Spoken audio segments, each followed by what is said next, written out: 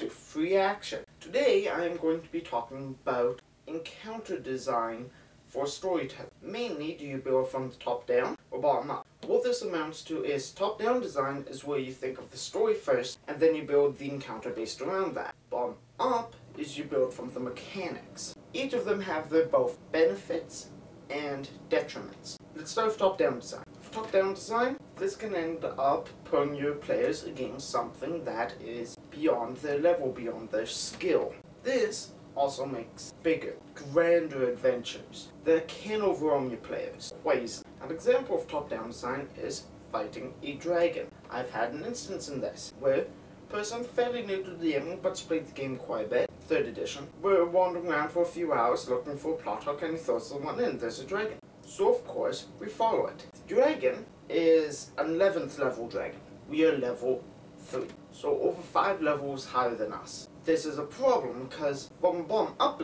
design, you wouldn't have us fight the dragon, you probably have us fight something else. From top-down design, it's like your adventures, you want to do something big, you want to do something fantastic. Fight a 15-foot dragon. Make sense? Benefits in this though are they are grand, they few and packed, and they make more sense role-playing wise. They don't fall back and be, oh, we're finding more kobolds.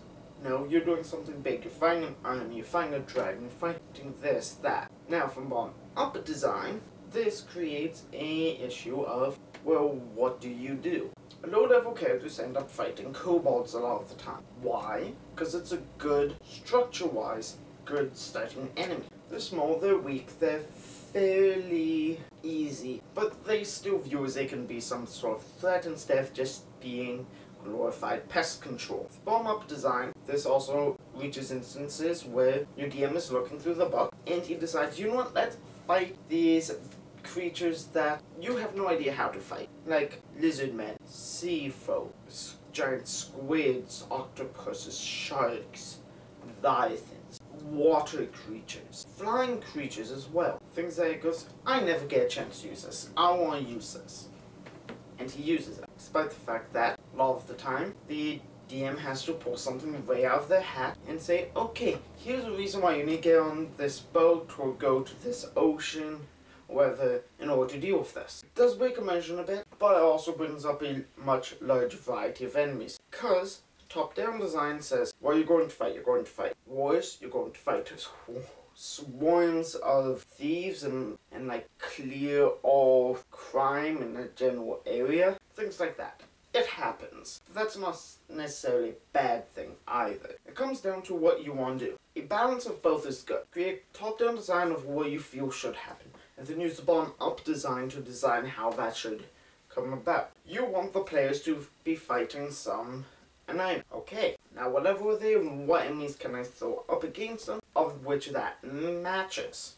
These things do collide and make some issues. Some enemies would make very little sense role-playing wise, like why would you want to go into Suez and fight rats? Sure, that's stereotypical starting fighter quest thing, but that's not what you want to do. You want to go fight dragons, you want to go fight goblins, you want to go fight brigands, you want to save the world.